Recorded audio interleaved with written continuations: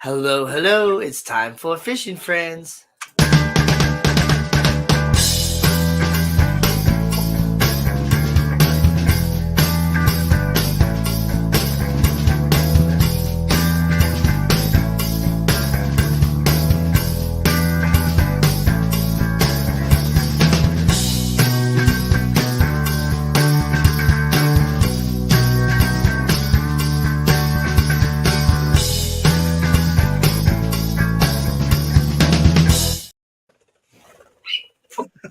How's it going, everybody?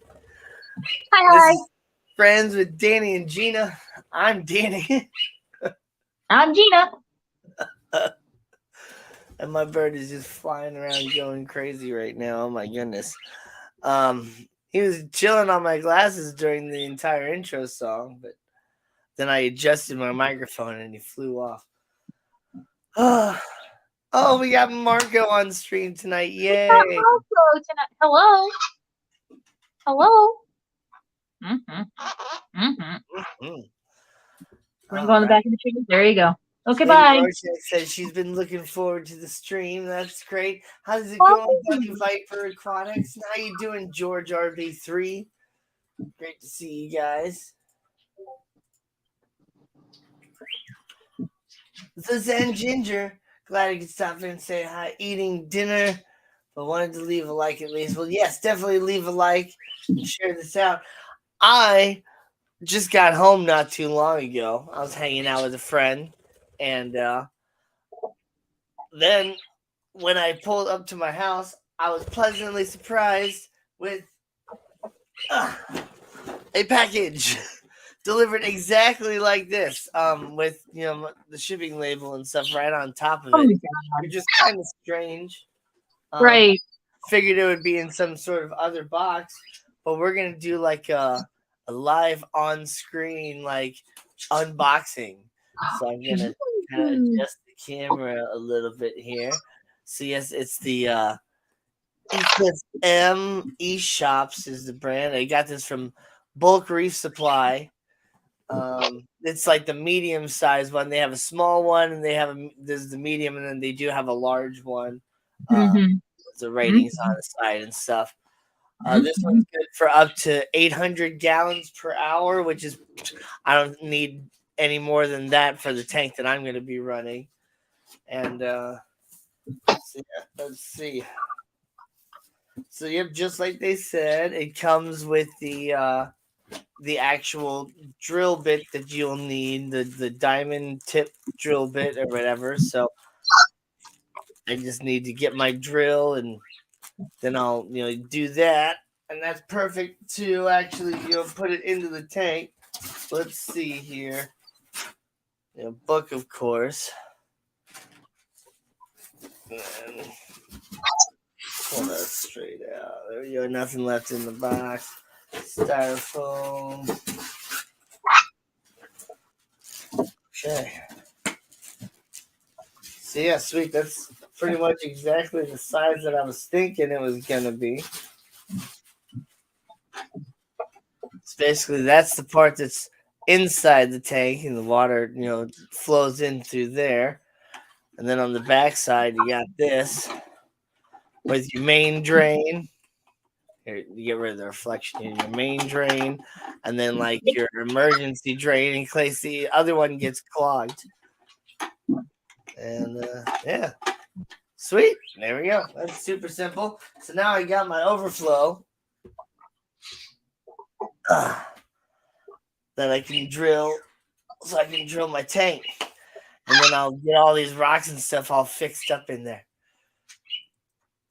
What's up, Nano Aquarium Guy? And we got Collaboration of Curiosities. How you doing, Adele?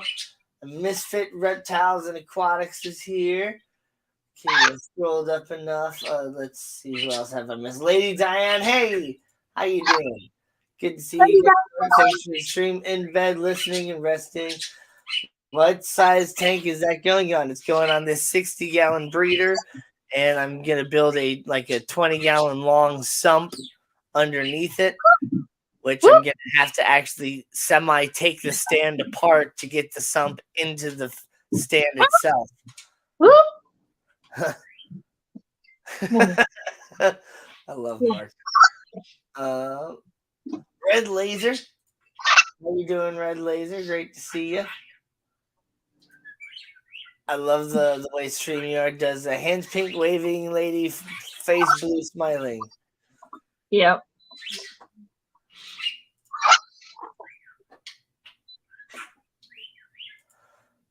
That's like my overflow box for my 180. Cool. Still have to figure that part out. I think it's missing something. I wish the back was clear on mine. That would make things easier. Yeah, that is kind of nice. And in general, it's not like that big. I think that like inch on the inside and then like 3 inches on the back or something like that. So I only have to have my tank this far away from the wall, which is nice. Right. Plummet straight down. Mm-hmm. And they say one thing you can do in case it like starts to be like too loud or something with the flow, you can actually add, just like on this side with the red tube, you can add like a shorter tube on this side to keep the water flow up more like here, so that Yeah. much like sloshing sound and stuff coming through. Because otherwise it's a little waterfall from that main bulkhead down. If it's too low, then it does make like a waterfall sound. I found that with mine. So I just keep my level. I have a gate valve on the main drain, so that way I can adjust exactly how much is being drained. Yeah. Yeah. Nice. So I keep it about halfway up the overflow box. I just need to get the right size PVC tubing now, and and what's also cool about this too is right in between. If I were to take these apart, which I'm not going to right now, right in between, you can kind of see right here with this arrow. It's got an actual like guide to where you can put it right on the side of your tank, and you can mark exactly where the hole needs to be, or you can just clamp the actual guide right down onto the tank, and then just drill right through the guide. Well, not through, but there's a hole. So yep, there's a stencil that comes with it. Yep. Yeah, like through the stencil of the guide. So that's probably what I'm gonna do.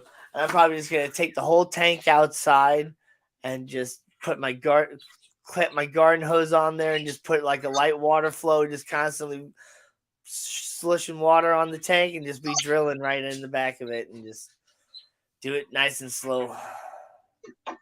Yep.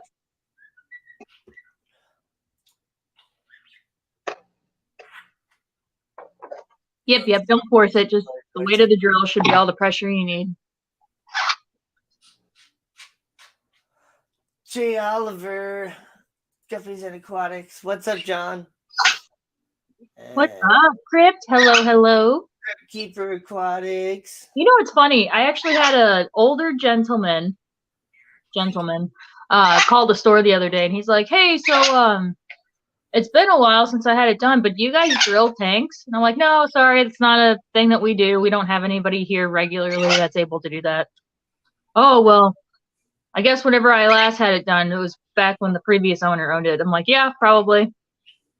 Well, apparently he called back on Sunday whenever I was off last Sunday. Or what, Thursday? Thursday. He called back Thursday on my day off. And Frank, my male coworker, answered the phone. And he goes, "Some girl the other day, I called up and some girl says that you guys don't drill tanks, apparent. Like, can you believe that?" And Frank goes, "Yeah, we don't." And he goes, "Oh." And I was like, "Some girl. Some girl." And Elena was there. She was there that day. She was working for Damon. And she got mad. She's like, "Some girl." Right. Yeah, that's And he's just like, "Yeah, we don't. We don't do that." Right. Yeah. Yeah. He's like, "Oh, well, okay." I'm just some dumb girl who doesn't know what I'm talking about. Yeah, right. Another thing that I got in the mail earlier this week was I finally got my blue block sunglasses, which are awesome. So these are definitely like different than a lot of the other like different sort of glasses and stuff that I've worn. So they definitely they look that like kind of orange color, whatever. But what it actually is they are polarized against blue light specifically. So uh, I, I was looking at my different LEDs and stuff and my tanks through them, and it was really interesting because the white LEDs, the greens, the reds, the pinks, all the different LEDs I could see, but anywhere where there was a blue LED, it was literally like it was turned off. Yeah. There was just a blank space there. I'm just like, wow, that is crazy. Mm-hmm. And so I've been using them for like night driving and stuff, which has been really, really helpful. Actually, it's been completely reducing people's bright lights to where it's just like it's just been really nice. And it's just crazy. I can't wait to be like looking at a saltwater tank through these because it's just gonna like completely cancel out the overbearing blue light, and it's just gonna be like the most amazing colors ever. Yep. It's gonna be dope. Yeah. And these are just nice to wear late at night anyway, because what they're actually supposed to be used for is you just reduce the harsh blue light so that you can actually get natural rest. Because staring at screens and stuff all day is not good for you. What kind of glasses are those? I get night blind. These are from Bond Charge, which is formerly known as Blue Blocks. So the glasses themselves, they still say, if it'll focus, probably not. You can see where the little bitty blue stripe is. It says Blue Blocks there on the glasses themselves. And oh man, what the hell? I there it is. Flipped out the little cleaning strip that it came with, and now my cleaning strip is all dirty. Well, that's great. No.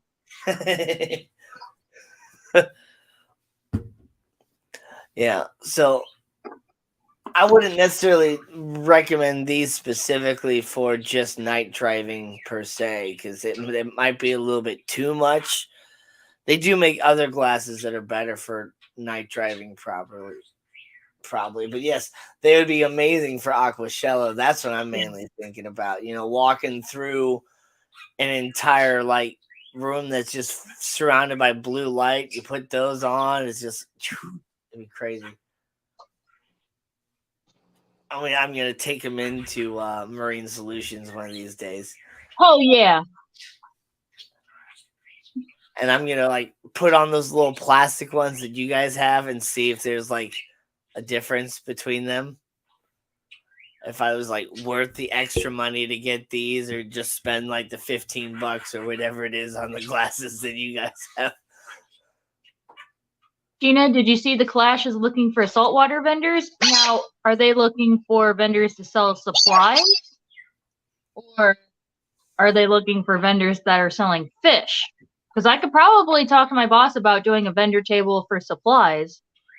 But I don't think I can handle doing like all the fish, like trying to sell fish on my own. Yeah. And I don't want to see a bunch of saltwater fish in bags and all that stuff. Right. I don't want to deal with it. Yeah. The way I would probably do it is like have buckets, white buckets, and then have air stones in each one of them. Yeah. And then it'd be kind of sketchy, but yeah. Yeah, that's the best thing to do. Yeah, Marco's so great, isn't she, Adele? No, she's not. Well, yeah, she can be a little jerk sometimes, but she's awesome. Hold on, I'll check the Facebook page again. Okay, thank you, Crips. James B, what's up? Hello. I just can't take too much stuff because we plan on taking the car, not the van. And plus, if I end up taking her to do the competition, that's going to take up even more space in the back seat. So. Oh yeah. She's a camera hog. She's just a spotlight hog. Period. The little like the little diva mark, right? When she like camera hog. Pick me Like, up. Pick me up. I've already picked you up. I don't know what you want. Are you gonna stretch? Oh, big stretch. Oh no, sorry. I pointed it out. I'm sorry. Oh, I'm already picked you up. I don't yes, know how I could pick you Gina up. and I are both going to the Yeah, Clash. we're going to the Clash. All right. So it was funny. I was telling my boss about it. I was like, all right. So Damon, I had the calendar pulled up on the computer. I was like, so from this day to this day, I'm going to be out of town for a fish event. And I might be willing to take stuff again because we were going to fly, but now we decided that flying's too expensive. So we're going to drive. And he goes, wait. Are you asking me or are you telling me? I'm like, yes. He started laughing. And I'm like, oh no. And then that's when I brought up bringing stuff to sell again. He goes, all right, we'll see. And I'm like, no, I'm going. We'll see about me selling stuff. Yeah. I'm going. Yeah. On Monday this week, like this past week, we had our like draft for vacation, like our vacation draft is pretty sweet. So it's basically set up by hierarchy and we're all there. And it's just like, all right, you know, you're the oldest, you've been here the longest time or whatever. So what week do you want off? And then Yeah. it just went by seniority. And so I asked off the week right before the Clash, so I'll get all prepared for that and get to travel maybe a date early before the Clash and all that. And then the big thing is about driving home on Sunday and then having to work on Monday. I might Yeah, see if I can get that Monday off too. I'm But gonna see about possibly getting the Monday off and either maybe starting to drive back down Sunday like afternoon and maybe stopping somewhere halfway. I say we're gonna make that 4 hours. Or Nathan's like, or we go make a 4-hour trip south from the Clash and go to this knife center store. yeah. Well, and that's the case, then yes, we would have to stay the night and then travel back Monday. I say it's the same amount of drive from there back to the house. It might be the same amount of drive from there back to the house, but it's a 4 extra hours to get there. Okay. Right. What about snack? I literally have a plate of sweet potato fries. Nice. Yeah, that's my dinner.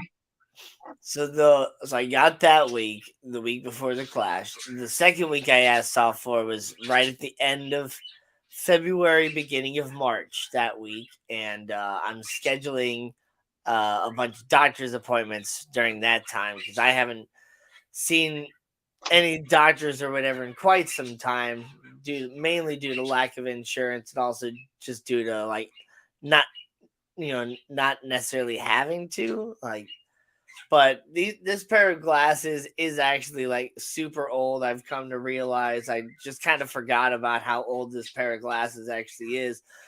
I don't know if you guys can see all the scratches and stuff on them, but this pair of glasses actually, I wore these glasses in Iraq even. So that's been a while. It's been over a decade. Dang. And I got contacts since then, but my contacts are still super old. I think my prescription on my contacts is like 6 or 7 years old. So I scheduled an eye appointment to get new glasses and new contacts. And then I got a dentist appointment the day before that. So like and that's like so Tuesday and Wednesday. So like Sunday and Monday, I'm probably gonna like film myself doing stuff as far as like cutting glass and making my sump and all that stuff. Yeah. And then actually like drilling the tank and things like that. And then I'll do my dentist because I don't know what I might end up with at the dentist. I got some pretty bad like cavities and stuff like that. Not even gonna lie. So I might even have to come in for a second day. Who knows? And then like my eyes, I am at the age where they dilate my eyes and different stuff like that too. So who knows what that'll do be that like. glaucoma check. Yep. So who knows what it'll be like with that. Do I have any idea when the cuttlefish are coming? So I think a little over a year ago, I was like super gung ho, like overestimating everything and saying like a year from now I hope to have cuttlefish. And I think it's been like a year and a few months since then or something like that. Maybe longer. I don't know. Maybe a year and a half now. I don't exactly remember exactly when that was, but I've been working on it. I've been getting it all set up, but I'm at the point now where I pretty much have almost everything I need. I just need to order my heater, which I just haven't done yet because it's just like whatever. Like I know which heater I'm getting. I just haven't ordered it yet. I need to get a protein skimmer because even though I have an old protein skimmer from my uncle, I don't understand the instructions. It doesn't have all the parts that it was supposed to have anyway. So like I would have to jerry rig it to make it all work anyway. So I'm just gonna buy a new surface skimmer from Marine Solutions. Yep. And so I need to get that. And then I'm also gonna get a UV sterilizer as well for another section of the sump, just to get everything that I would need because cephalopods are, especially sensitive to, like nitrates and phosphates and different things like that. So I'm going to make sure that they have the cleanest water. But at first, I'm just focusing on the reef and getting the reef going and getting all my corals happy in the places that they want to be and watching them grow. And then once they start growing and stuff and doing all their thing, that's when I'll be like, all right, let's get some cuttlefish eggs.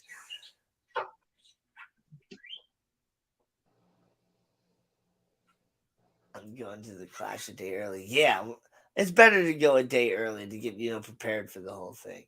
Yeah, we're planning on going down Thursday. Full 5 days hotel block is open for the group rate if anyone is flying in. For the full 5 days, huh? Like Thursday, Friday, Saturday, Sunday, the Wednesday night even. Nice. So, oh, cool. I don't think I'm going to go down on Wednesday, but I'm definitely going to go down on Thursday and get there like Thursday night probably. And Nano, still expecting the crib taxi confession stream for Clash. yeah, I need to get my hotel room booked for the Clash still. I got mine. I just need to buy my tickets for the Clash. Yeah, I know they have like a group rate special thing going on Climb the down website. my chest. Just to Yeah. my hand and bite me. Exotics, what's up, Diego? Diego. So when I guess to answer your question, James, is when do I expect to actually have cuttlefish? Probably actually, in all reality, a year from now is when I'll actually have cuttlefish swimming in my tank. Because I got to get the tank set up and all that. Once I get everything set up, then I want it all to cycle for a good, couple months. And start, adding some corals and stuff to it after, a month or two. And, get some lights going on it actually.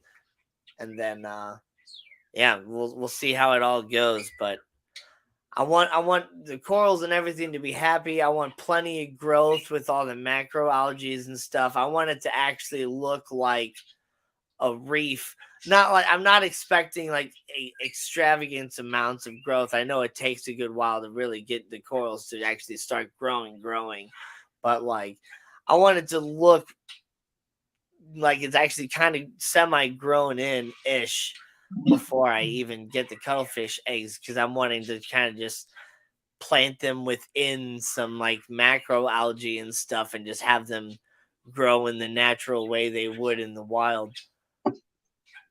because they mainly get kind of placed in caves and stuff. So I may like, if you kind of look in here, I may just kind of place them in like a crevice or something in like this area or something. Who knows? But we'll see. I'm Right. just excited to get it all done and have a fancy reef in my house. What's up, Jimmy P? Jimmy P.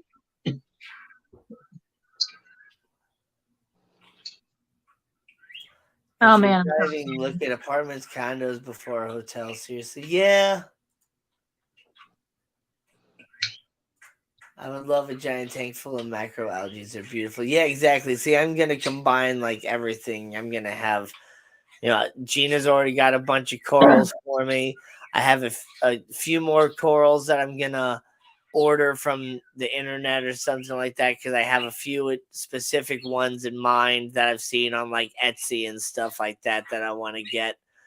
And then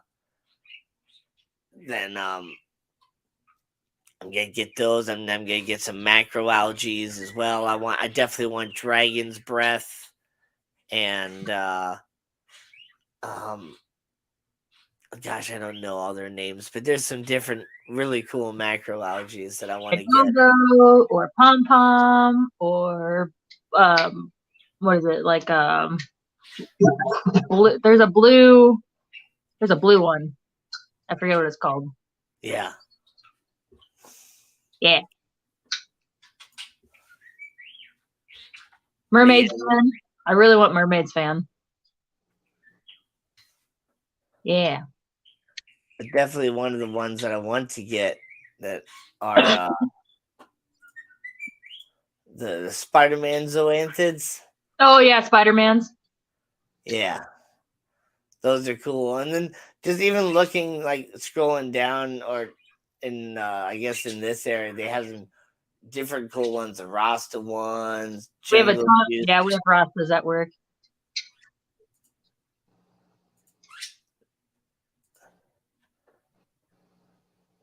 We also have some Bam Bams at work. I have some Bam I like Bams. the magician ones. Those are really cool. That's on your Zoa Rock, along with some Bam Bams. It is? I have some magicians already? Yeah. Nice. Yeah. That's sweet. I didn't know that. Right on. I still got bubble algae and a little bit of black cyano in my. It's getting better, but it's still a little out of control. Yeah. I'm working on it. It's going to take time. It'll be all right. It's the thing with saltwater. Things go downhill really quick, and then it takes a super long time to like fix it. Yeah. I mean, that's kind of how it is a lot of the times with, freshwater too. Yeah. Like it doesn't take super long to go downhill, but then all of a sudden it just goes like way downhill, and then to like fix it naturally without just going in and tearing everything up, like it does take a while. Like especially if you have like a bunch of blackbeard algae and stuff, that just like gets really, really thick on there and hard to get rid of. Yeah. Vibes Aquatics, what's up? Freaking bubble algae. Yeah, bubble algae. My brine shrimp tank is doing really well too. It's like super green though, but yeah, a lot more of the little brine shrimp are starting to get bigger now that I've been like actually putting like spirulina powder in there here and there. And I've been seeing more of them like getting connected and doing like their weird like mating dance thing, and good. It's been super interesting to watch. But yeah, the this algae that's been growing on the rocks, it's just like has bubbles on it from so much oxygen or whatever, to where it's just like it's kind of been like, oh man, that's not bubble algae. That we know it's not, like, because it like pops when you like touch it and stuff. So. Oh, Crypt is in the chat. How long does it take for freshwater shrimp once they start, like the female starts holding the eggs? How long till the eggs hatch? Oh, I want to say probably like a month. Neo Caridina. It's my red fires that I got Yeah, from I Shelby want to Grant. say probably like a month. Hey, I just want to know when I should expect baby shrimpies in my tank. Because there's a female, big red fire female holding eggs. that's what I'm basically doing, James B. The blackbeard algae in my 40-gallon breeder has just completely taken over, and there's really nothing I can do about it. So I'm eventually going to, nuke that tank, and that's what I'm going to turn into another saltwater tank to breed shrimp and mollies in. There's warmer temps and a little extra protein speeds everything up. I'm patient. Oh, Lady Diane says about 30 days, 30 days, a month. Yeah, is what, yeah. Cool. I'm patient. I'll let them do their thing. Just all of a sudden you'll just kind of look in there. Oh, how big is the tank? 10 gallon. 10 gallon? Okay. You might have some luck. I had pretty good luck in my little bitty, like 2.5 gallon bowl thing that I had them in. But in a 10 gallon, you won't have as much luck, but you should see some. Like eventually you'll see teeny tiny little bitty shrimp. Like when they're first born, they're like clear and invisible. They don't get color for a few days or like maybe even a couple weeks until they get a little bit bigger. And yeah, they're teeny tiny. Oh yeah. Silver Creek Aquatics. One of the females we have in the not sacrificial guppy tank at work from Lady Diane's guppies finally had her babies, and so we're all like on baby watch. They're all hiding in the dragon stone that we have in there, so we're like looking. We're keeping an eye out for all the little babies. Nice. We have two. So we have that big 30-gallon that we put all the feeders in. So that's the sacrificial tank. And then Frank brought in a 15-gallon Fluval Flex. And that's the non-sacrificial guppy tank. Those are the favorites. Yeah. This is the first week they're practically invisible to the naked eye and rather sedentary. Yeah, exactly. You won't really see them at all. Sometimes you can get really lucky and you can see the female actually kind of swimming around and basically like releasing the little shrimplets. Yeah. Well, I've seen her like preening and stuff, and she'll move the eggs around. That's how I know. Yeah. And I'm like, yeah, it's fun to watch that for sure. The little just see the eggs flipping around. Yeah, that's fun. I thought she was just getting fat because it wasn't. It was like 3 weeks ago. I was watching Shelby and Grant's stream, and Grant said something about most people overfeed their shrimp. You should only he only feeds them like once a week, and I was like, oh, I've been feeding them like every other day.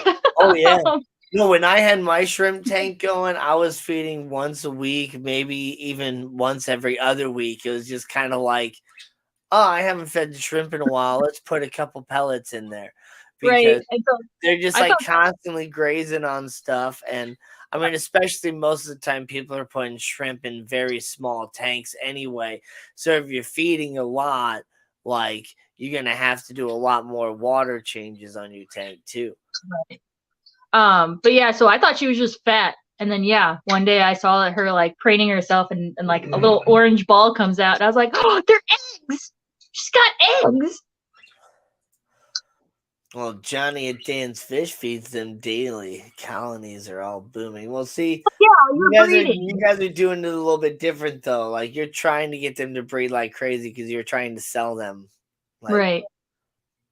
You're not just like, and you guys also have like constant water changes on your tank and stuff too. So, right.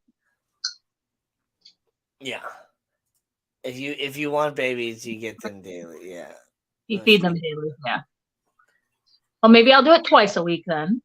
Maybe I'll compromise twice a week. I had a lot of babies in that little bitty tank, and I think that's what eventually caused it to crash. I want lots of babies because I want to set up a rack next to it, and I want to start like kind of breeding my own stuff on a little rack next to it. Skittles tank, and then making my own lines.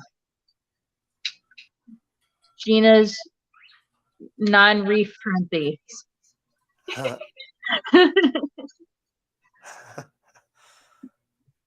Yeah. Gina's freshies. Gina's freshies. Sandra, what are you doing? It really all depends on what the food is that's being fed. So I alternate. I alternate between fluval bug bites, the shrimp formula, and then the shrimp snow. Let me grab them. Stephen P. 2003. Steven! What's up? Yeah. Let's see what the little instructions say with this Eclipse overflow that I got.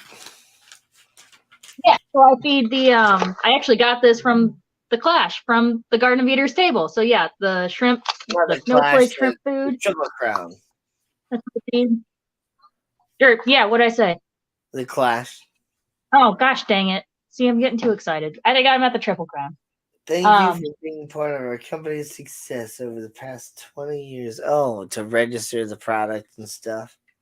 And then I also feed the fluval bug bites. Oh, nice. I like bug bites. Yeah. I alternate between the two. Oh, and then I also have the shrimp sticks from Crayfish Nation. I forgot about those.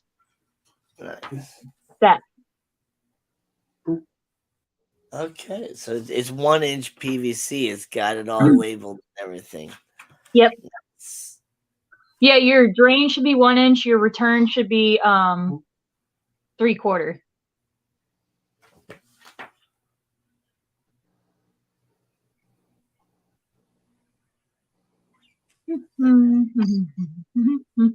Oh yeah, I don't have a return yet. I need a return. Wait, Crypt was at the Clash. Oh yeah. Yeah, no, I wasn't at the Clash. Sorry, I was at the Triple Crown. Yeah, I made myself known at the Triple Crown. I walked in, I was like, I'm here. Everyone was like, woo! And I was like, woo! And did a little dance. And I was excited. I have the pump I need for the return. I just don't have the thing to like stuff into the tank or whatever. Have you tried Shrimp Envy? I don't think so. Unless is that the Crayfish Nation food?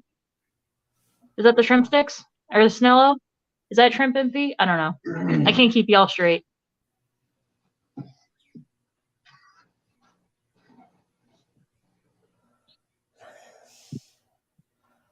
He's got Johnny got the 125 set up.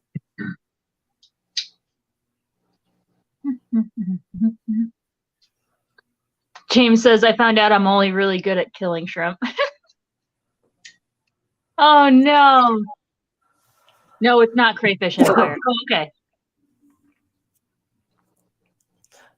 I think I missed you in grand entrance and just attacked her later. Yes, you did. And I went, Steven! I think I keep forgetting to mention it in my live streams and stuff since the giveaway. But like Elaine Lucart still hasn't reached out to me as far as sending me an email to get in touch with her to give her gift card to Joe Shrimp Shack. So if she doesn't reach out to me soon, I'm almost wondering because I didn't recognize the name, and I'm not trying to like necessarily imply super hardcore that it was a fake name or anything like that, because it doesn't really seem like a name that people would use as a fake name, but it wasn't a name that I recognized. So Elaine, if you are actually somebody that watches my videos and my live streams and stuff all the time, and you're watching this now or on a replay or something like that, like please send me an email to what? Let me flip the banner. There we go. To glassboxhero@gmail.com. So that I can get you your gift card because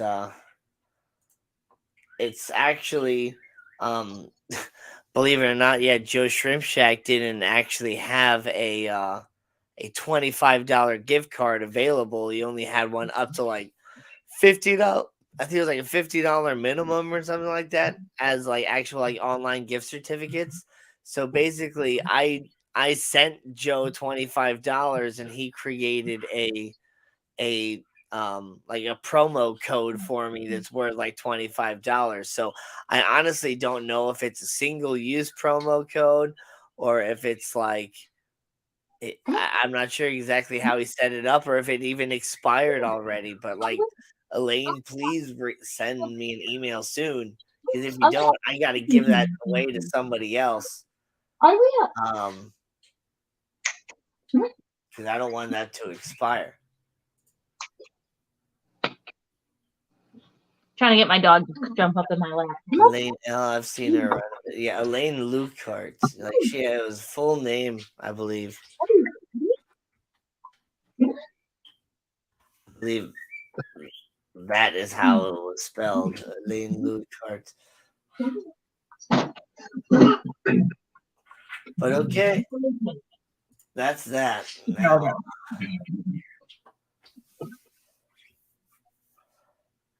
see. Crown Tail Half Moon. What's up? Xanadu to do da day. Do. She was in Alex's stream a little bit ago. Okay. So definitely not a fake name. People recognize the name. I've just never really seen her around before. Yeah, everybody else reached out to me and sent me stuff, and I got them their gift cards and all that right away. But the one that I was most like nervous about and thinking was like the sketchiest, like purchasing of a gift card, the person didn't reach out to me, so it's like I still don't know if it even worked yet. My dog's just licking my arm. She's apologizing. Oh, You should apologize. excellent, Lady Rorschach. Thank you very much.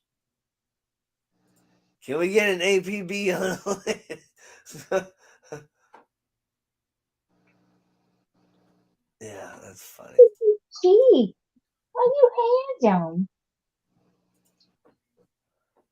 Craig's Catfish Cave. What's up?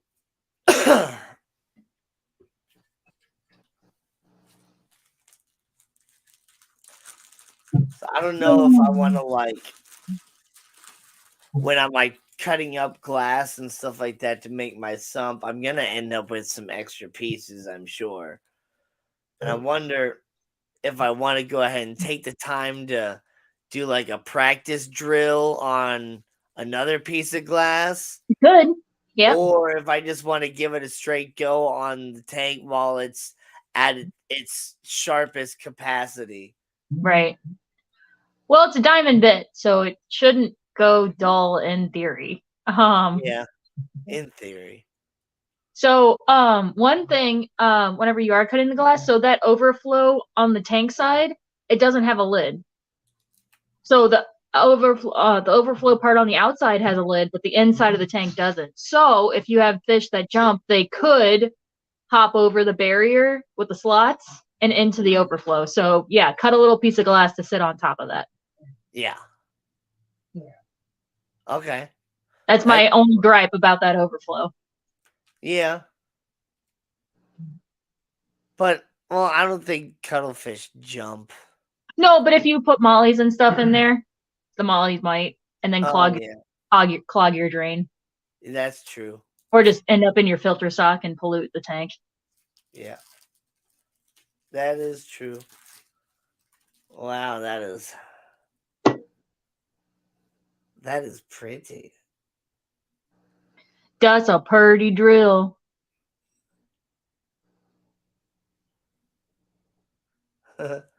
Cuddle all nice with you. I want cuddles. I want cuddles from her, not from you. Ooh. Woo!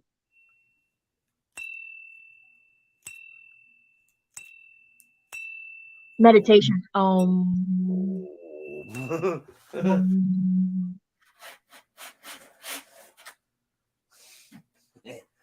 Yeah, that's good stuff. That's shiny. I like it. I see why diamonds are a girl's best friend. James says I would practice at least one piece of glass to see you get the speed and how much water you need to run it over. Yep. Yeah. Didn't they use No sign of her yet on Alex's stream, but I'll pop in on occasion and check. Oh, okay, cool. So my customer that helped me get my tank set up, he actually used water with a little bit of Dawn dish soap in it, so it's like slightly soapy water.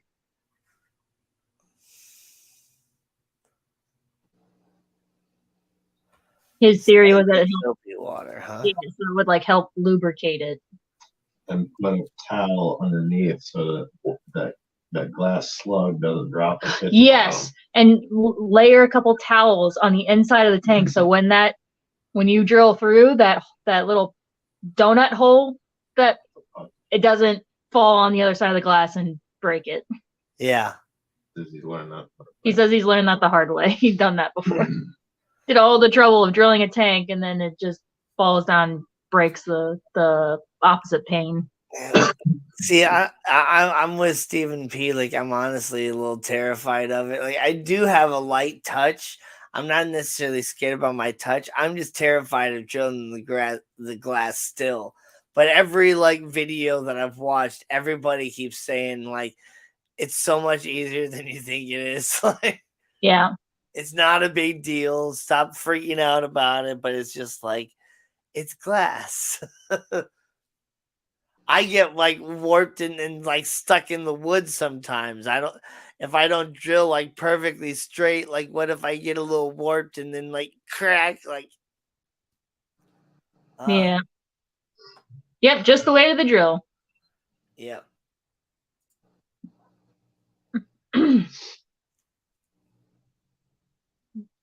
Yeah, I know you started an angle to get I've watched several people make like different videos and stuff. I think Serpa Design has made the best videos on cutting glass actually, but he says, like start at a slight angle just so you get that little bit of a grip in there, and then you just kind of, feed into it, and then you're like straight up vertical, and you just use the weight of the drill, and you just like slowly just wait and wait and wait. Bulk Reef Supply actually sells a full thing that you can connect your drill to and everything to get like a perfect drill. But I'm not drilling tanks like for a living or anything like that. That seems like a little bit of an unneeded expense to drill a tank one time. Steven, what if my drill is too heavy? Yeah, I know the dang anxiety, right? Drills don't grow on trees. Is there a standard drill weight we need to use? Yeah, a DeWalt. Get a DeWalt drill. You'll be fine. I think I'm gonna borrow my friend's Ryobi drill because it's got like that really long battery life. Shut up, Nathan. You're not helping.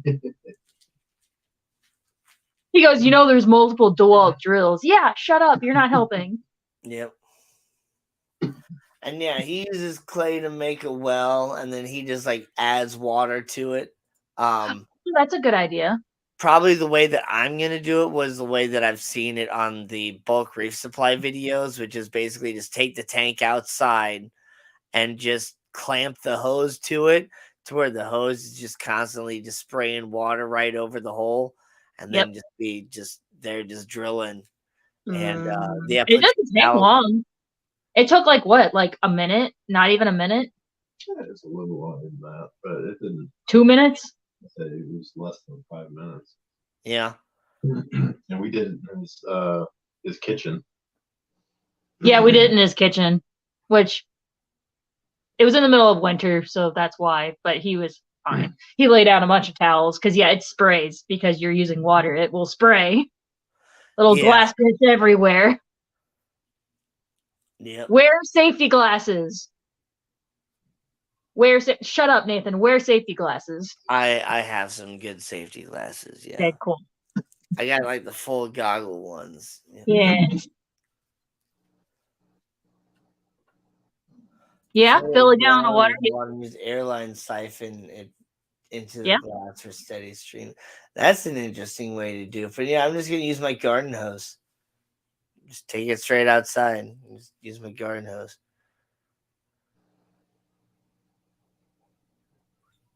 I wouldn't want water flowing over the drill hole. It seems like it would make it harder to see. So yeah, like a garden hose, that would probably make it hard to see. But yeah, if you use the airline, you're not using an incredibly high flow. I'm just like using a low amount of flow to just keep water rushing over it. But I'll be using the stencil, and I'll put a clear mark on it, so it'll be easier to see than you think. Yeah, once you line it up, then you don't have to see it anymore. You just go slow. Yeah. Go straight down. The stencil's gonna hold it in. I mean, it's a 1/4 inch thick plastic. Well, you don't drill with the stencil on. You could. You could, but they say that actually that's one of the ways you can drill with the stencil on, or you can just mark it with the stencil. But gotcha. Because the stencil holds in place. Oh well, okay. Yeah. I think it's what that. Is it what you and Ray did? Okay. So you don't have to worry about it. Oh, Lady R. It's okay. He'll get over it. You don't have to apologize. I'm just kidding. Oh no, I hope my voice isn't giving you a migraine. Aw.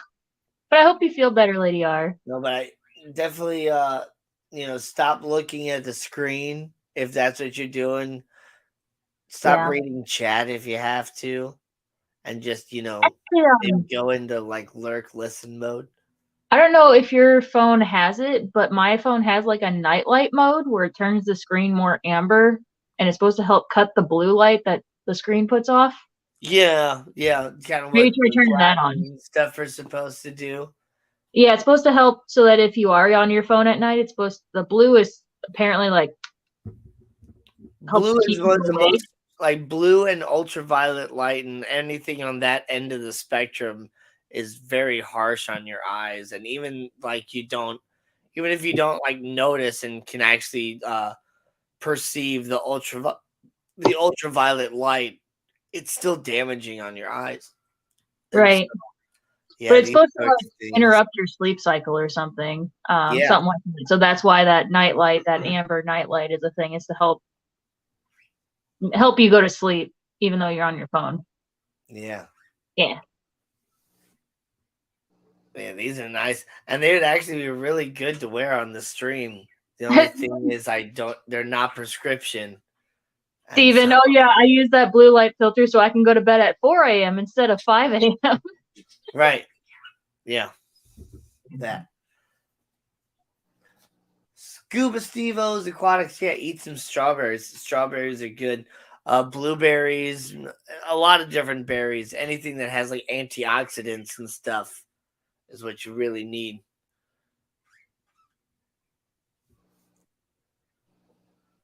I have reading glasses that have blue lenses. Mm-hmm.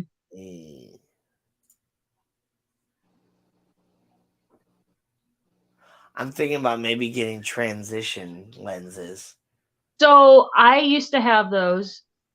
The only thing is that you have to remember, like, if you're going to an event that requires like photographs, like weddings, that's gonna probably be a problem if you're in the wedding party. And I had them for years, and I feel like it made my eyes more sensitive to light. Like sunlight and stuff, because I am like, when you initially go out, just like, oh god, and then they would dark. It takes like 10 minutes for them to fully darken, and then it was fine. And then I went to non-transitions, and it was terrible. Like anytime I was outside, my eyes would just water like crazy. Well, I'm like that anyway. I'm Okay. just light sensitive in general. So that's why I almost want transitions, just because like I don't Got know. you. But when it really comes down to it, I'm getting glasses and contacts. I'm really only gonna wear glasses at like nighttime or just random times anyway. So I don't think transitions are necessary. Oh, But and then you're blinded when you go inside. If you've yeah, been outside for more than 10 minutes and you go inside, you can't see for like a good couple of minutes until it fades back to normal. right. Yeah. Yeah. But yeah, they were cool. Well, bye vibes. So guess I'll see you Hey. later. I think my What's up, next pair of Corporal glasses, Jaeger? How you doing? I think my next pair of glasses, I'm definitely gonna get that blue light coating on them for sure. Yeah. Because at my work they blast the blues. Steven made a good point whenever I was streaming one time. He's like, "Don't those blue lights hurt your eyes?" I'm like, "Probably, Well, the probably." so I'm not sponsored, but I want to be sponsored by these people because they're awesome. The bond charge people with these blue block glasses, they have so many different frames available, and they actually have if you like have your prescription, they can do prescription ones as well. So you Oh, can get, okay. prescription blue blocks to wear, at nighttime, or you could wear those pretty much at work all day and just, I'll become like, the chick with the orange glasses. yeah. That's No, but funny. like I kind of wore these inside the bar when I was at karaoke the other day, and I Yeah. mean, I tend to go to the bar that I go to most of the time. The lighting is pretty low anyway, so it's a lot nicer. But yeah, I've been to several bars where they got the different neon lighting and all that different stuff. Like it'd be much more comfortable to wear some orange glasses in there. Yeah. I think I'm gonna drop one of these in the shrimp tank because I think it's been a week, and now I know that I wasn't overfeeding too bad. I have the anti-glare and blue light blocker coating on all of my glasses. Yeah, see, I need that stuff. I'm gonna. I'm so.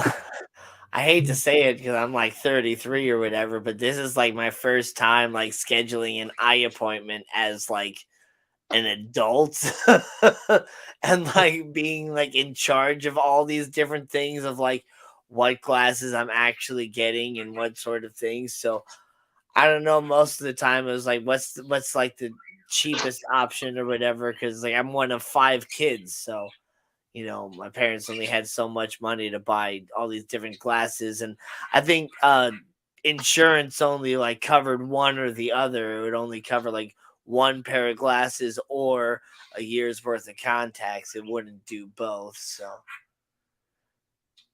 big bitch needs food. Yep.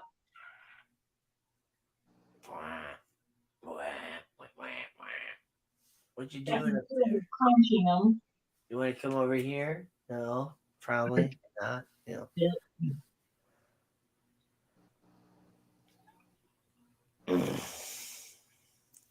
And insurance doesn't cover much, yeah, when it really comes down to it. I got word Glassbox here was looking for me, buddy. Yeah, Elaine, there you are. You so I had the giveaway for Christmas or whatever, and you never sent me an email about your $25 gift card to Joe's Shrimp Shack. So I have it scrolling on the bottom now. Send me an email to glassboxhero@gmail.com so that I can get you well, it's actually a promo code. I'll send you the promo code for $25 off on Joe's Shrimp Shack. And then you can, purchase whatever you want. And, you know, then also, if the promo code doesn't work, get back to me so I can get back in contact with Joe, because I sent him the money for the promo code or whatever, like way back in at Christmas time or whatever, like a month ago. So I'm not sure, like, if he set it up for like a limited time only, or if he sent it up for like a single use promo code, or how exactly it works or whatever. But I know there's a promo code for like $25 off. So, oh, your internet was acting up. That's right. Okay. Well, send me that email now, and don't forget. Yay! All right. Elaine has been found.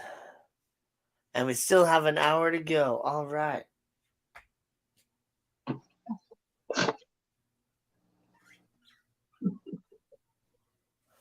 Do you have any more of those cards? I was just opening them. Nathan actually laughed just now. He was just opening it. That's funny. oh, so I've had a really good week this week, actually. I not so much at work per se, because I haven't like been selling a whole lot. It's been a really slow week as far as sales go. But as far as getting the time that I wanted scheduled off, actually scheduled off now, which is great. I mentioned the 2 weeks that I actually got a third week off right at the first week of May, so that I can get like my garden and my pond going during that time too. So that's really exciting. But on Thursday this week as well, I was caller number 10 on KC95 to win tickets for Bret Michaels' Party Gras tour. So Nice. that's going to be real sweet. Very nice. Yeah. So sweet. For anybody who doesn't know, KC is like a super long running radio station in St. Louis. Yeah.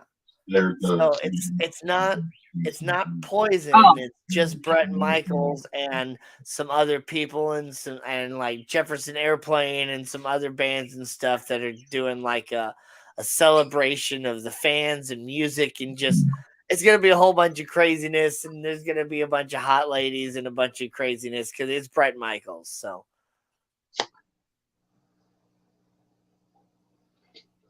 Ooh.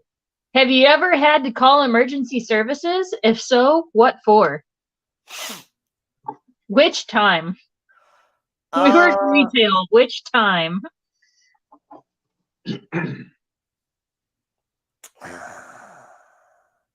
This is not Okay. not like a happy story by any means. Aw. Because the only time that I've ever had to like call emergency services, it was on my ex-fiance actually. We were having like a pretty serious fight at one point, and so I just, instead of arguing and all that, I just wanted to like leave the apartment. And so I did, and I was hanging out with some friends, and basically she wanted to like continue the fighting or something like that, and was like giving me certain sort of messages that had a sort of like suicidal sort of sound to them. So I ended up just calling, the police and 911 and all that stuff to get back to the apartment, to check on her and make sure everything was fine. Because all of a sudden she stopped replying to my text messages and wouldn't answer the phone, and so I was worried. And then she ended up holding that against me or whatever later on too, about how like, how dare you call the police on me? You know what they made me do and all this stuff, and how embarrassing that was or whatever. It's just like, you know exactly what you did and what you like your intentions were. Like, you were trying to get me to go back, and I wasn't going to go back for some stupid thing like that. Like, yeah. So what's up, Vinoski Fish Kodo? And Al Wet Socks. Oh, thank you, Bunny. So I've had to call the police multiple times, just working retail. Our housewarming party, when we moved into our house, our friend who we know has epilepsy had a seizure in our dining room. We were in the middle of playing Munchkin, and it was like 2 a.m. and then he just suddenly had a seizure. So we had to call the ambulance for him, which he told us afterwards. He's like, "You should have just shoved me in the corner. I would have been fine." I'm like, "Shut up! Yeah. Oh, you were seizing on my dining room floor." Oh yeah, no, I had a guy have a seizure in my apartment complex, in my apartment once, and yeah, my other friend was like freaking out, like, "Oh, we need to like call the hospital. We need to do something. We need to do this." I'm like, and like he went through the seizure and he was fine or whatever, and he was saying that he was fine. It's like, okay, that's cool. Like, do you have seizures often? He's like, not often, but I've had them before and all that stuff. I'm like, okay, and so Yeah. when it came down to it, I ended up like my friend drove him home and I drove his car home. And then, I hopped back in with my friend and we went back to the apartment. And yeah, that was, yeah, it's no fun watching, especially like I've seen seizures before. So I know how to handle them. And I was a lifeguard and all that stuff too. So I don't like freak out. I just go into like, this is what I need to do mode. And so, but for people that aren't like trained on it or whatever, yeah, it's definitely freaky. So I wasn't there when it happened. Yeah, you were. Different story. Oh, different story. Sorry. I wasn't there when it happened, but one of the guy just started at our shop didn't let us know that he had epilepsy, and he was running the forklift around and had a seizure while running the forklift and almost dropped it off the ledge into the Loading dock. Loading dock. Yep. Luckily, there was a fence up basically, which caught it, and they finally got him out. And he was seizing, smashing his face onto the dashboard of it, bleeding everywhere. Yeah. Yeah, that was fun. Yeah. No, and you're right, buddy. I don't know what part you're saying is not true or whatever as to what anybody has said, but yes, people can easily have breathing problems and die while breathing, and it is good to call an ambulance if something bad is like happening or whatever. But yeah, like specifically in my situation, like the dude had a small seizure and recovered and was like, he's like, no, I'm fine. Like I don't need to go to the hospital. I'm okay. Like I'm like, all that stuff. And so we responded to what he was saying versus like being like, no, you're going to the hospital. Like it's his personal choice. He was cognizant enough to make that decision on his own. So TJ didn't until he was at the hospital. Yeah, TJ didn't come out of it. Our friend, sorry for saying your name, TJ. You're not watching this. It doesn't matter. Anyway, yeah, no, he didn't actually like fully come to until he was at the hospital. So yeah, it was good that we called. Yeah, we it was funny because we all stood up at once. Nathan went behind him and because he was seated in a chair, put his arms under his armpits to like lift him up. And then the other guy nearest, I think it was Little Sean, pulled the chair out. Nathan eased him down, and then Big Sean and I pulled the table out. Yeah. And I ran and grabbed towels because he started foaming and actually getting sick. So I had to have him on his side. Yeah, it was a whole thing. So I've had to call an ambulance for that. I think that's it. I think that's the only just retail, getting people the fuck out of my store, and that for the only times I've had to call emergency services. Yeah, I've had stuff like that happen or whatever. And I did have to call the cops on my neighbor once at my rental house because she was beating her dog for she had been treating this dog absolutely terrible for the longest time, and I've just always felt like bad, but it's like, what can I really do about it? I don't really know. But at one point, like I was outside smoking a cigarette, and she came out to like feed the dog, which she only did like, I don't know, once a week, twice a week maybe. And so the dog was just so incredibly excited to finally get food and all that stuff, and was like chained up and had the chain like wrapped up around her cheap little barbecue pit that she had. And so when it went over to get the food, it knocked over the barbecue pit and basically broke one of the legs off. And so she like started kind of yelling at the dog or whatever, but she was kind of like holding back. And so like I Yeah. finished my cigarette and I went inside, and that's when like I was like, no, something didn't feel right about it. So I was like watching out the window, and she grabbed the leg that was broken off and just started beating the dog with it. And I'm just like, oh no, no, no, this is not gonna happen. And so that's when I Mhm. called the cops on her. I was trying to look up like I don't know, do I call animal control? Do I call what? And so I just called like 911, and it was like this. I don't know what to do. Like, Yeah. I need immediate response right now. and so yeah, the cops came over, and I took them into my backyard and kind of showed them the scene and explained what happened to them and stuff. And then they ended up, going in and knocking on her door and just kind of explaining about like, no, like you can't do that. And then she ended up getting rid of the dog at some point, I guess, or maybe the dog was taken away from her eventually. I don't know, but there was for several months she did, still have the dog, but the dog like stayed inside. I didn't see the dog outside for a good long time, and then Yeah. next thing I know, the dog was gone, and then she moved too. What is the worst weather or natural disaster you've experienced? Oh, that big old Bridgeton tornado. Yeah. I chased that down 270 in my car. It was pretty sweet. And there's like I could see the tornado, and there's like lightning and all that stuff. I got some really cool pictures and all that. They're all gone now, but yeah, because I like lost them on like Facebook and all that. But yeah, it was sweet. I didn't have any personal damage or anything like that, but it tore up St. Louis for sure. Yeah. Oh, hiccups. Ugh. In the middle of a lightning storm on the top of a mountain. Nathan says he was in the middle of a lightning storm on top of a mountain when he was in scouts, when he was hiking. Oh man. That was Yeah, I had we were camping in Kentucky in like the middle of a field, and there's a really bad lightning storm too. And so we're just in the middle of a field in a tent, and it's just like pouring rain, and there's this lightning striking like really close to us. And so it's just like, yeah, we felt like we were gonna get like struck by lightning. It was pretty scary for sure.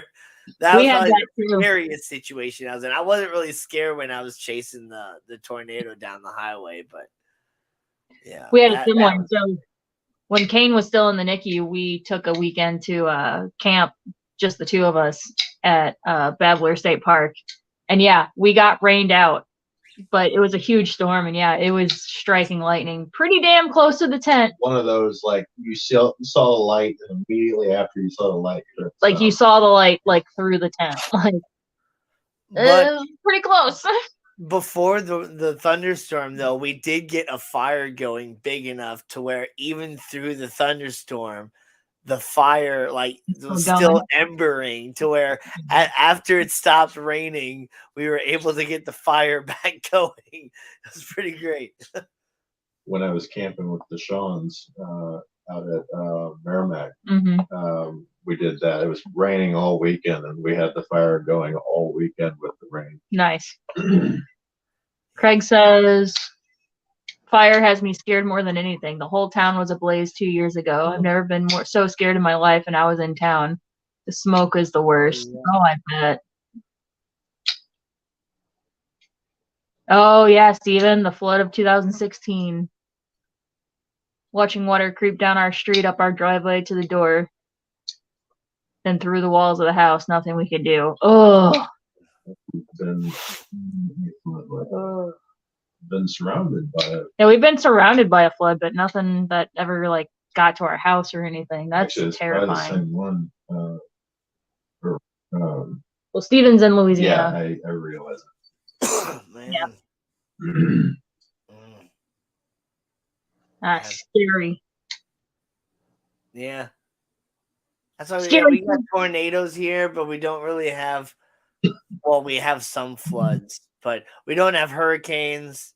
We don't have the crazy like earthquakes and stuff that they got in like California. So I'll take my tornadoes. Yeah. Oh, I'm trying to find a good one. You called me a good one? James. But yeah, I agree with Steven though. Like, yeah, like especially like what they got like in California and then in Australia and Hawaii and all that stuff. Like, yeah, giant fires are definitely probably the scariest thing. Go, Steve.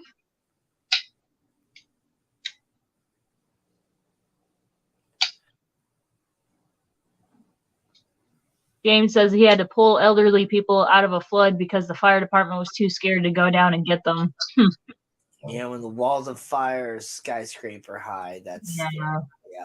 I've seen these videos of people like, yeah, driving through the burning forest where like trees are falling and just everything is on fire and it's just like they're like driving through hell. It's crazy. Right? That was a weird card. Flood of 93. Yeah. Flood of 93. I do remember the flood of 93. That was some of my first memories there. Yeah. I remember that. What surgeries have you had? Oh. My first surgery, I was jumping on the bed when I was like 5 years old and I cracked my head open. And so it wasn't like really a surgery, but I did have stitches in my forehead. And then I ended up with like a helium filled surgical glove balloon. That was pretty sweet. 5 little monkeys jumping on the bed. Yeah. One fell off and Don't bumped go his jumping on the head. bed, kid. And see, it wasn't just jumping on the bed though. I had like one of those little like karaoke radio things, and Yeah. it was like sitting on like this like shelving unit headboard that I have on the bed, and so I was like doing belly flops trying to knock it over, and just the last time I jumped and did a belly flop, I jumped too far forward and cracked my head right on the Ugh. cabinet headboard thing. Ugh. Yeah. So that was the first thing I did. And then when I was 9 years old, I smashed my finger on the hinge side of a door. So I haven't shown this on stream in a while. I have a short finger. Yep. And at some point they did actually do like a skin graft where you can't really you can't see the scar. They took a little bit of like skin and flesh from here to like add some extra like padding and stuff on the end of my finger. And the surgery went pretty well, but I still ended up because I had my hand like on the door for like support, that it cut in like an angle. So I actually still have a little bit of the nail that comes up like a point right there in the middle. So I have to like get in there with like a fingernail clipper and like an angle and cut it in like a circle to basically dig it all out every so often. Or else it comes out like a claw. City Cichlids, what's up? I guess my first surgery was getting my wisdom teeth cut out. Yep. Between I've had my wisdom teeth cut out too. Yeah.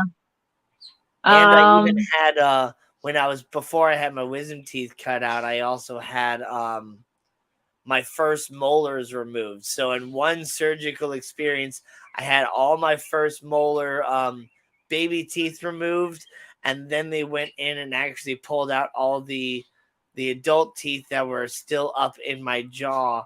And so I have I only have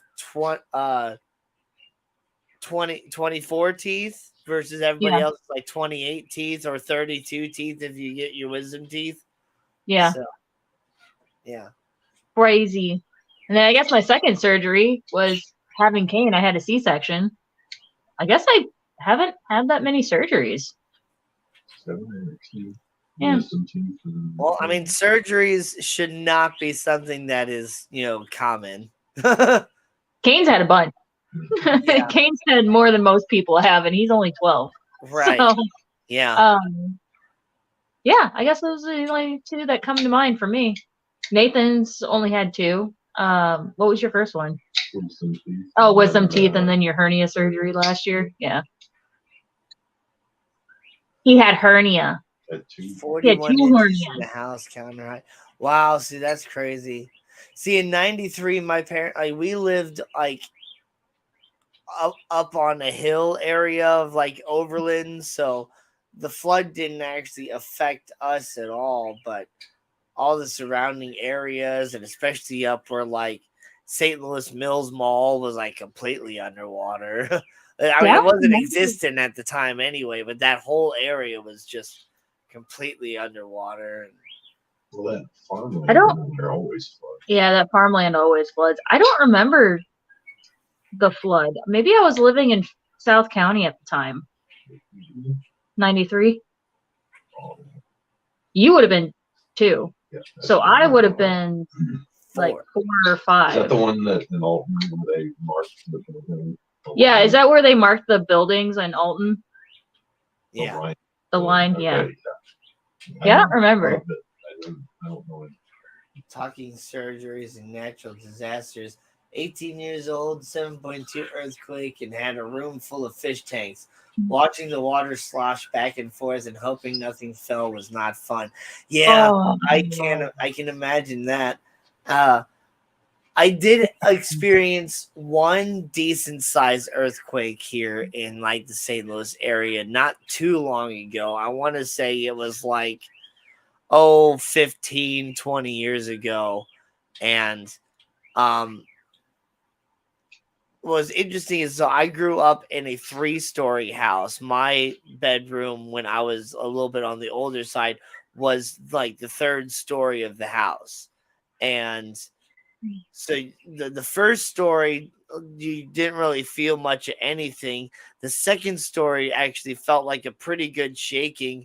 But on the 3rd floor, the 3rd floor was actually shaking pretty hardcore, where I had like my drumsticks sitting on top of my like rock band drum kit, and they actually like were shaking off of there and everything. So it's like that was actually like the hardest earthquake I did experience. But yeah, nothing compared to like a 7.2 earthquake. And we do live on a fault line, so our buildings are made to sway with an earthquake. So Yeah. yeah, I know the arch, like the whole arch is like, will like do this sort of thing. Mm-hmm. Yeah. I do remember one time we had an earthquake. I was still living at my mom's house at the time, and it was like way early in the morning, and I thought my cat was on my headboard because I had a touch lamp and it started to like sway and creak. And so I thought my cat was just on my headboard, like just about to knock shit over. So I'm like, Smokey, get down. And my mom later that day, she's like, did you feel the earthquake earlier? I was like, oh, I thought that was the cat on the headboard. Yeah. Yeah, no, Yeah. that earthquake, like I got woken up Yeah. like, in my sleep. My whole bed was like shaking. I was like, whoa. Right. What's the number one thing you look forward to the most during your day? Anytime food is involved. That's what I look forward to. Yeah. I like food. Yeah, I'm pretty much food. Anytime like on a Friday or Saturday, because I tend to like gather all of us, we like pick a place and we all get food from the place and eat our lunches together during the afternoon lull. But like I'll go in and Elena, like today, Elena came in late and she brought food in with her, and I was like, no, you just ruined lunchtime. We're supposed to eat as a family. You ruined it. Al, Red Sox, what's up, Al? Yeah. Anything with food, I get excited for. Anything with food. 420 is a pretty good one too. Chef Coffee, Kagan, what's up? morning coffee, that first cup of coffee. Yeah, but also, yeah, it's pretty much anything involving food. But then, like, Wednesdays and Thursdays, and Sundays, it's karaoke time. Although, you know what is really good is when you first, like right when you lay in bed at the end of the day and your back stretches out, that's a nice feeling. Yeah. Yeah. Yeah.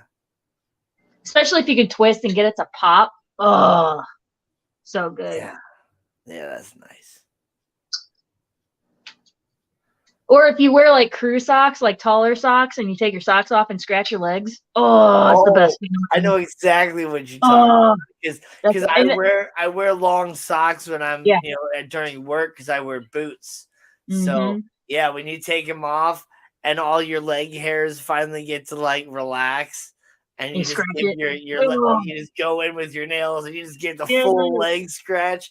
Oh yeah, so good. For girls, it's the same with a bra. Taking your bra off and scratching, especially your back where it goes across your back. Oh, it's so good. Oh yeah, yeah. ABS Aquatics, what's up? Mm-hmm. Oh, right. Let me choose another card. That's a silly question.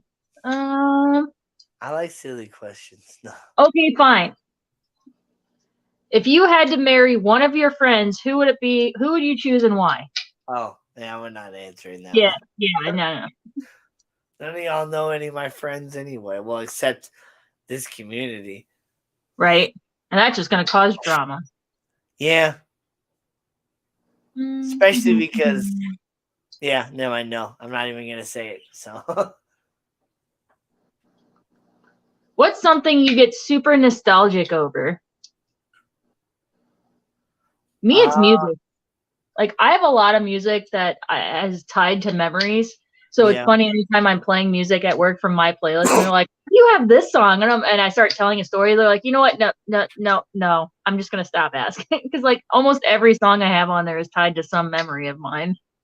Yeah, I definitely am gonna kind of agree with you on that one. Like, definitely, music. I attach it to certain memories, and I get real nostalgic with different things, songs that I haven't heard before. Or I'm not heard. The songs that I haven't heard in a good long In a time. long time, yeah. All of a sudden, it just comes on the radio or whatever. Like, oh my god, I haven't heard this song in forever. You just flash back to like high school or something like that. Yeah, Elena played her playlist, and yeah, there was a couple songs like that. I was like, "Oh my god, I haven't heard this song in forever.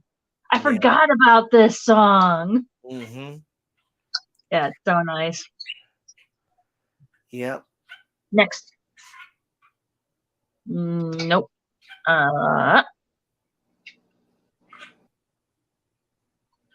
What's the bravest thing you've ever done? Join the military. Yeah, I was gonna say you were in the military, so anything from that. Anything from that. Yeah, there's a lot of different stuff involved with that. So I'm just gonna leave it there. I don't know. I'm pretty boring. I'm not a risk taker, so I can't think of anything. One time I almost rode the Dragonflight, but then it started at Six Flags, the one where you release yourself and you swing. Yeah. I almost did, but then it started raining and they had to shut it down. I mean, that was probably one of the bravest things I've ever done. It's so lame. So lame. Can we see a pic of military Danny? Unfortunately, no. Does that not exist anymore? Everything that I had was lost when I accidentally deleted it when I deleted my Facebook and stuff. So I've explained it in a really early live stream when I kind of first started my channel. I think it was like my second or third live stream where I just kind of like sat down and explained a lot of different stuff about my life or whatever. But when I deleted my Facebook, like I had pulled all my files and videos and pictures off of there and saved them onto my hard drive and deleted my Facebook. And then like I started stuff with like my YouTube channel and things like that, and I didn't have any space on my Google Drive. And so I deleted them from my Google Drive, and I guess I didn't realize at that point until afterwards that when I thought I had pulled my files off of Facebook and saved them onto like the hard drive of my computer, I actually saved them onto like my Google Drive. And so when I deleted them from my Google Drive, I deleted them all permanently. Oh And man. so I took over 1,000 pictures when I was just in Iraq alone of all the different wildlife and things that I saw, and all the different areas that I was in and different things like that.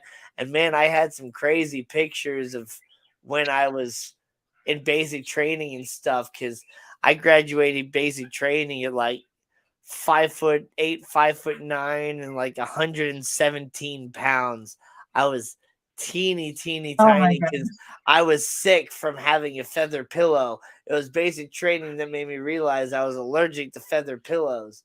And Yeah. what's up, Danny Coon Aquatics? Speaking of military stuff, we got Corporal Yeager here. We got Kenny E. There's a couple Marines, and then I know we got a couple other military people here. I wonder if I like search my name. Yeah, see, isn't there on at least like Google. just a military portrait or something? Like, aren't those portrait Okay, photos? I found a picture of my grandmother when I searched my name, and I found like wannabe family crest. I mainly find Dr. Daniel E. Weshy, MD, who looks nothing like me, but has a really close name to me. He's Daniel E. Weshy. I'm Daniel J. Weshy. I wonder. James? No, Joseph.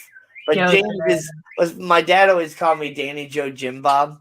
And so Oh, I almost thought about actually legally changing my name to Danny Daniel Joe. Joseph James Robert Weshy. Oh, Danny Joe Jim Bob.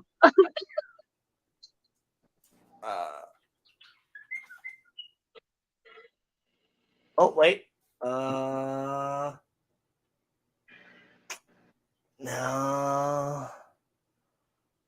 I thought I might have gotten there when I put in like different rank and stuff. Let's see. Danikin says, I do not miss tornadoes. Are you behind? Kenny, are you like way behind? A lot of the time it jumps you in behind. Yeah. When you join a stream, so he's probably behind yet. Yeah, I can't find anything. What are some of the things you're scared of? Some of the things I'm scared of.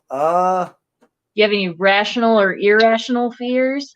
Well, I think my general biggest fear is dying alone. Oh. Yeah. I haven't quite pinpointed. It's probably just a mix of both, but I have a fear of heights and a fear of falling. I do not do well with heights at all. No, thank you. Like, we talked about the City Museum and all that jungle gym shit in the front. Nope. Not for me. Nope. Is that you? There's me and my grandpa. Aww. Oh my god. Where'd all your hair go? I know, right? That's awesome. You got one. Let's see if I have any more. That was a picture that I just have saved on my phone because that was like that was the last picture I actually had with my grandfather. So okay. I keep that one. But yeah, that was like separate from Facebook. I downloaded that off and kept that in a separate folder and all that too. So I'm really lucky to still have that one. But yeah, I'm scrolling through all my Google photos to see if I pulled off any other random military pictures because I do have. Oh my goodness. I got to show this one. It's not military, but it's me and my brother when we were like teeny tiny. Come on, pictures. There you go. Which one's which? Which one's you? I'm the one in the back. Oh, okay. Okay, I'm sorry. The blonde one. Come on now. But no. So yeah, I'm the one petting the cat, of course. But we were visiting like a. I think this was a dairy farm that we were visiting, and there's like a really old family reunion. Ooh. I'm the little blonde boy all the way on the right side. Yeah. Cute. That's funny. What are some of the things you're scared of? I said, yeah, dying alone is the main one, and then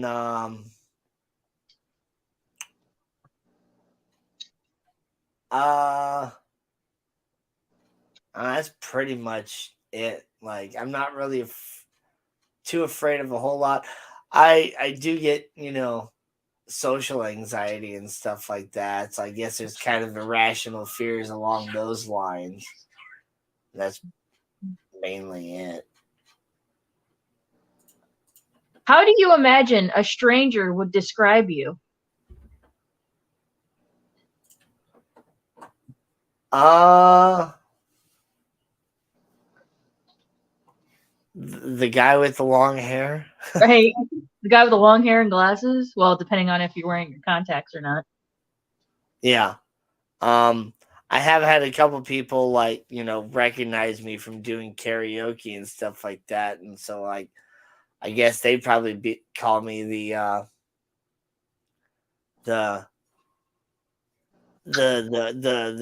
with the long hair that does all the heavy rock stuff. I say the rocker dude with the long hair. Yeah, the rocker dude with the long hair, stuff like that. That's funny. I'm just the white girl with the medium brown hair and glasses. Yeah, I am lucky the military let me in because I was missing part of my finger, so that was one thing. I had undiagnosed sleep apnea, which luckily they never found out about, and yeah, there's a lot of different things.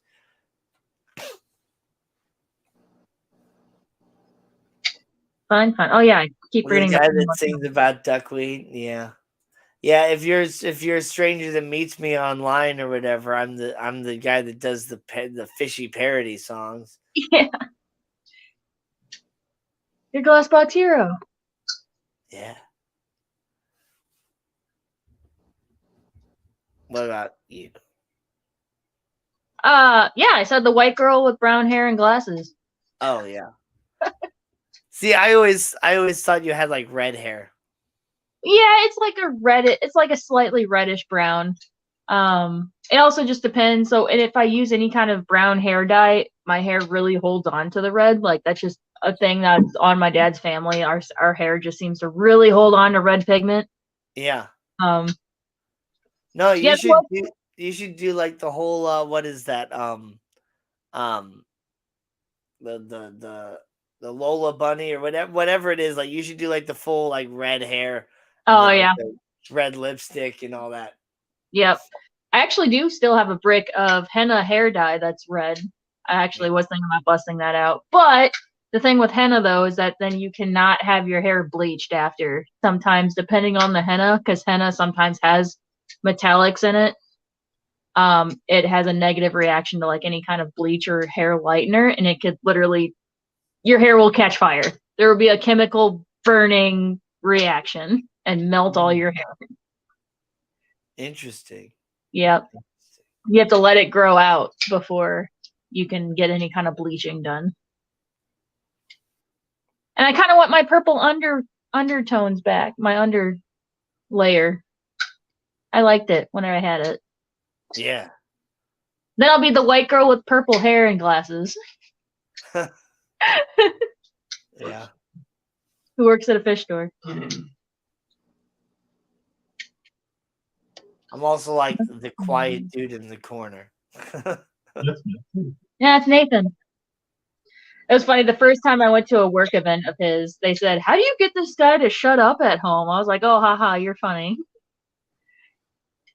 Because apparently at work he used to be just like super quiet. He still is kind of quiet, but That's helped a lot more now. On this one. yeah.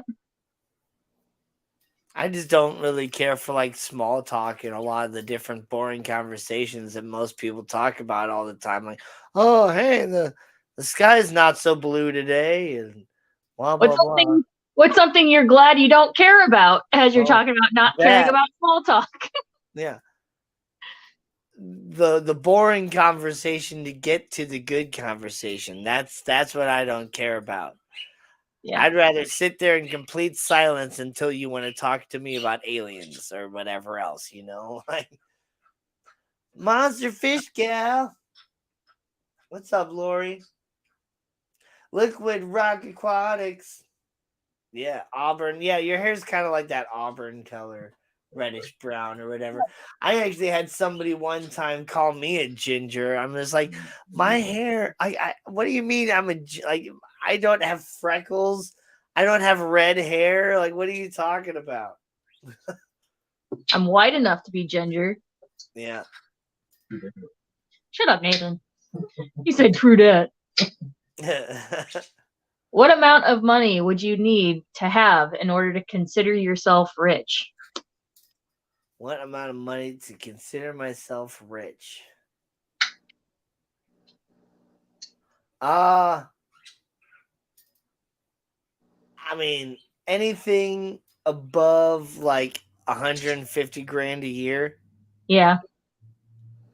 I think when you get up to like that 100 grand a year level, you're like well off, but I still wouldn't call yourself rich. Like you're rich If once you get like that 150 or higher. Like I'm able to live comfortably, pay all my bills, grocery shop without worrying about spending too much, live within the means, and then still have money left over to like invest to potentially make more, then I'd be considered myself rich.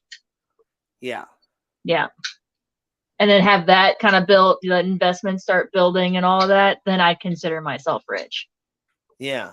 I mean, like, yeah, to like truly consider myself rich, it'd be at the point where I'm no longer like physically working at all. Everything is just money Yeah. manipulation and investing in different things and making a constant flow of money coming in where I don't actually work anymore. Or at least worry about, yeah, being able to afford basic Yeah. things or to live comfortably. Yeah. And I'm not talking about like being able to live in like a mansion. Like if I were ever rich, I would still live humbly, like in a house like this. I get security systems out the wazoo for sure. But I wouldn't live in like $1 million mansion ever. That's just too much house. That'd just be $1 million property.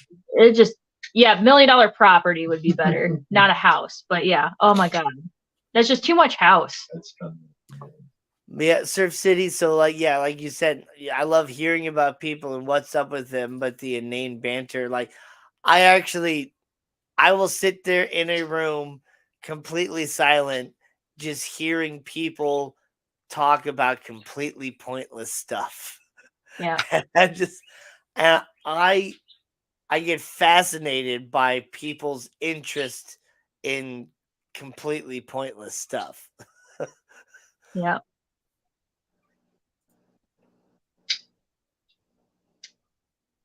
But yeah, I don't know. I guess the point of small talk is to like get into the conversation, I guess. But yeah, like I don't know. Like I had a customer that like so I'm delivering people's food and different things like that, and they're just like, "Oh yeah, it's pretty out today. Well, too bad it's cold." And it's like, yeah, you're right. Yeah.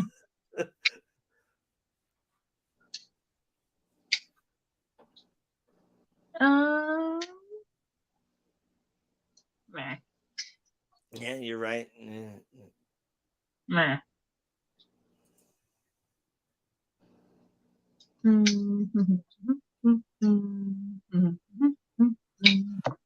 We'll see. My family went from very rich to very, very poor real fast. And one, that's just kind of what happens when we have, the politics and stuff that we do. But also, it's what the phrase is.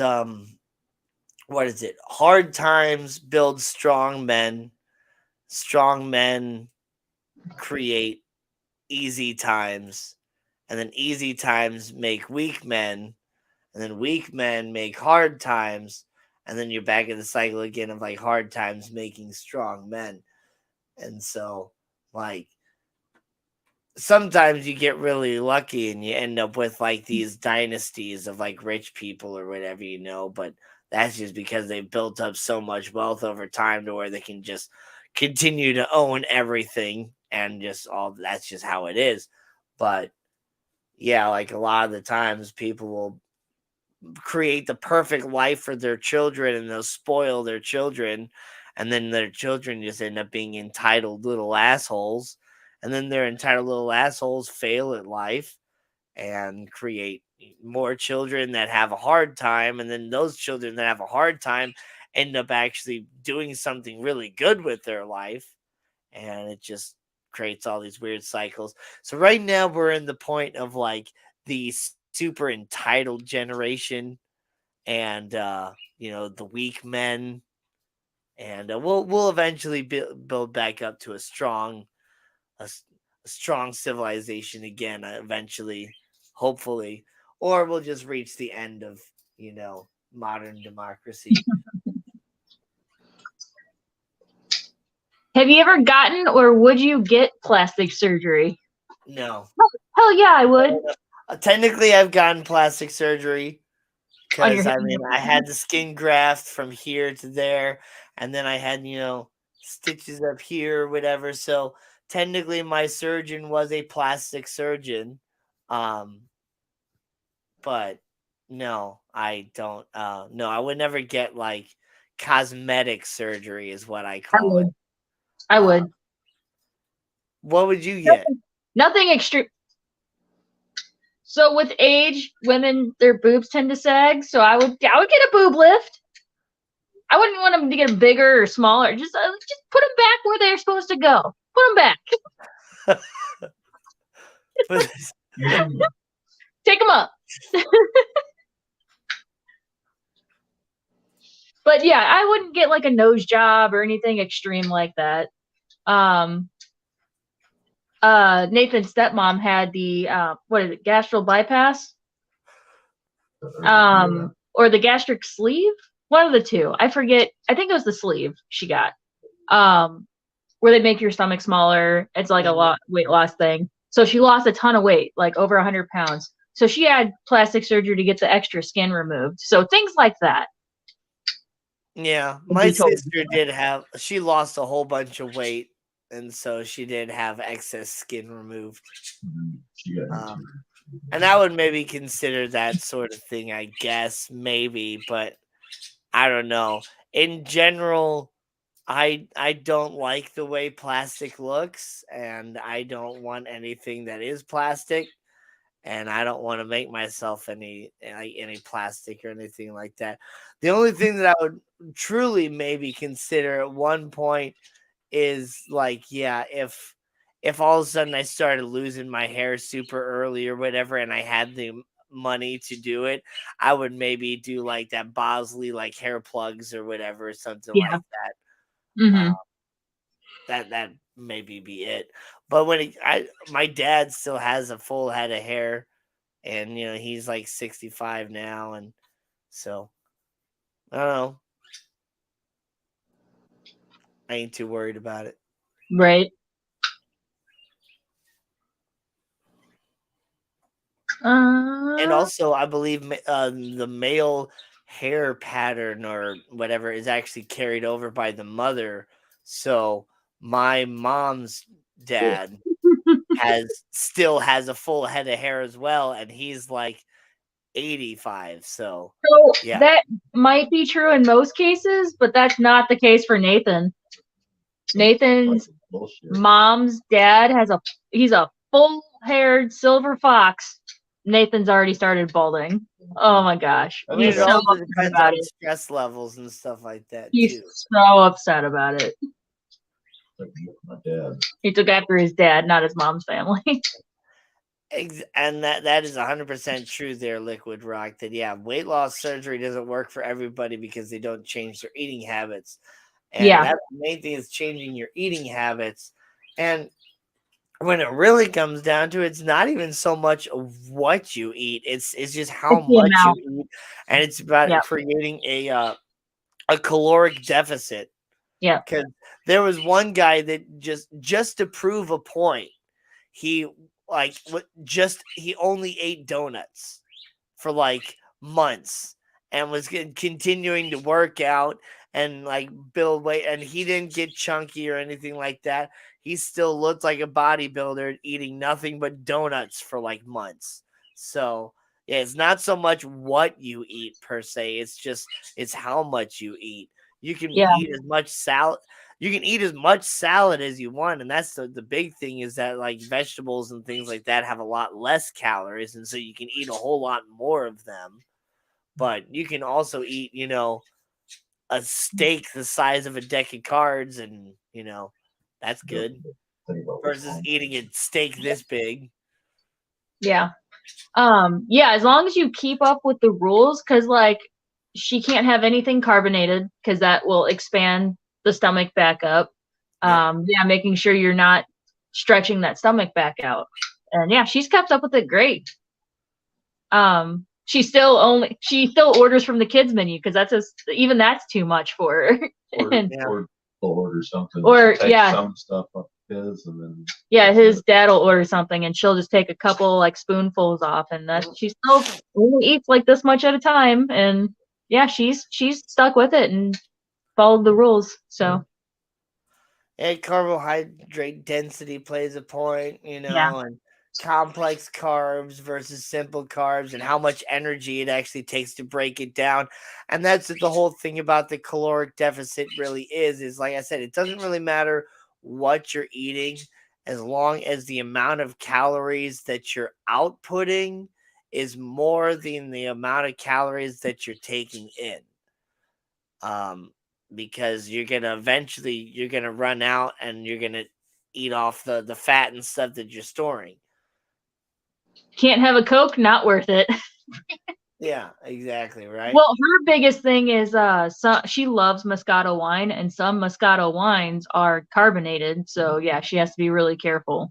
Um, how long ago did she have the procedure? Sounds like she is doing well. I hope it continues to go great for her. Yeah, it's been over 3 years. Yeah, it's been 3 or 4 years. Nice. My late wife, after getting weight loss surgery, decided to only drink Coke and eat gummy bears and ice cream. Needless to say, she didn't lose nearly as much as she wanted. Yeah. Yeah. Yeah. And it doesn't work for everybody. I mean, especially, what really comes down to is like, your thyroid as well. Your thyroid gland regulates everything in your entire body. And so when somebody is like, overweight or whatever, and they say they have a thyroid issue, they're technically not lying. A skinny person also has a thyroid issue. Um, uh, Pretty much anybody at any point, whether you're depressed or whatever else, like you have some sort of a thyroid issue. So yeah, but yeah, the weight loss is definitely not easy by any means. Especially if you have gained a significant amount of weight, but it just like anything else, you have to really, really want to do it. If you don't want to do it, you're not going to do it because it is work and it takes a while. But once you get used to eating a lot less, it actually like you do get used to it, and you don't get that like I'm still hungry feeling anymore. Like So you actually get yeah. full faster eating less, and you start being conscious, and then your body gets used to eating the things that you're eating too, and then eventually you might want to get that cheat day, and then you go and you eat a donut after not having a donut for like 4 months, and then like the donut makes you sick because you're not used to eating that amount of sugar in one sitting Yeah. after that amount of time. Like, so yeah, So and you it's just have also to really, really want to do it. and it's not just about eating less, it's eating smaller, more frequent meals. Like, Yeah. yeah. Like one time we were dieting and we're doing really well. We were actually eating like 4 times a day, like 4 small meals a day. Yeah. And Um, I that is really, really true when it comes down to it. Cause like I was really, really skinny when I was a kid, but I also only what I say, like I only ate one meal a day, which yeah, was all day long. I would yeah, just like continually just snack on little things and do this and grab another snack, and I would just constantly be eating. So like it worked. you're grazing. And that's kind of, early age man, that's what we had to do anyway. We were constantly, going and grazing on bushes and all that stuff. There wasn't refrigerators. You didn't store things. And like so you killed an animal and you ate it. Yeah. And you see a bush and you grab a couple berries off and you eat those right then and there, and maybe save a few for later. But yeah, there's just constant grazing on different things. What's your go-to de-stress activity? YouTube. YouTube. YouTube and taking care of all my different fish tanks and other animals, and karaoke. Yeah. I like Vigimo games.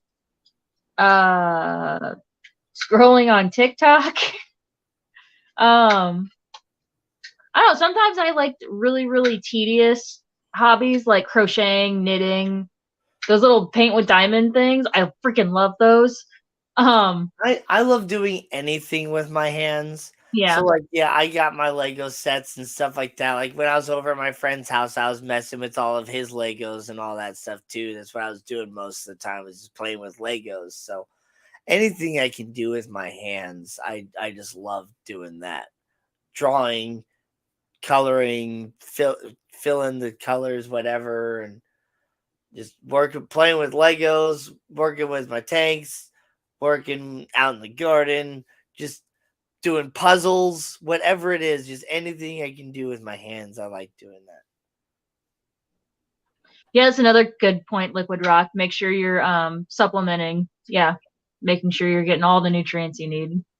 Yeah, and that's the big thing I do as well. I have these Ollie gummy vitamins, and I just take like a gummy cocktail every morning of just like a couple of these, a couple of these, a couple of these, all different flavors. And it's like that's my multivitamin, my hair and skin and nails vitamin, my probiotic, my immune support vitamin, just all of them, and just take a handful of gummies, and it's so delicious.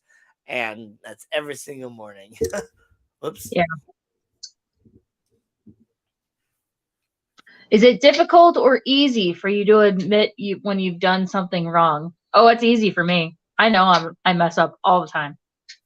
I mean, They'll call me, honestly, they'll call my name at honestly, work. it I'm is like, pretty what did I easy. do wrong this time? Yeah, it is pretty easy for me to admit when I did something wrong. Yeah. 'Cause, I mean, it really doesn't it doesn't happen like too often for the most part. But yeah, like when I do something wrong, like yeah, I got no problem admitting it, and like trying to figure out what was going on with my car and all that stuff. Like yeah, I should have just done a little bit more trial and error and just figured it out a little bit more. I was willing to admit that I made some mistakes and different things like that. So yeah, it annoys me when people can't admit their mistakes. Lego investment strategies. Yeah. with all your weight thingy, you can be like me and have a body that has to eat every 2 hours or you pass out. Yeah. That's what I mean. Yeah, you're a grazer. Yeah. I know it's probably for a medical reason, but yeah, that's kind of what we're talking about. You graze. Well, guys, we are out of time. It's Oh, been hold on, I have one more. Hold on, I have one more. When the doctor asks how much and how often do you drink, what is your answer? Either alcohol or water. Both answers will be funny. Oh yeah, I drink 3 of these a day. No, I don't. No, I don't. Well, if he asks how often do I drink water, my answer is does coffee count? Yeah, right. That's just my answer right there. Does coffee count? Mm-hmm. When he asks how much I drink like alcohol, the answer currently is a couple drinks a week. Yeah. Because I don't drink daily. But when I do karaoke on Wednesdays, Thursdays, and Sundays, I do have a couple drinks each of those nights. So I guess it would probably be roughly between, I want to say probably about 10 drinks a week is where I'm at, And Craig says, does putting your arm in the tank count for drinking? Right? If so, then I'm fully hydrated. No, we don't absorb water through our skin. Alcohol wise, I say like once a month. I'm a social drinker. Maybe once a month, once every 2 months. I don't drink alcohol that often. Yeah. Yeah, I'm normally the designated driver. I got really bad at one point and was like borderline alcoholic, where I was buying different types of alcohol for morning, noon, and evening. So I quit like hardcore and like didn't consume like any alcohol for probably about 3 or 4 years.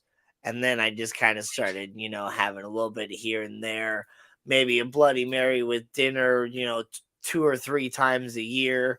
And yeah, now I'm doing karaoke, 3 times a week and back to drinking a little bit here and there again.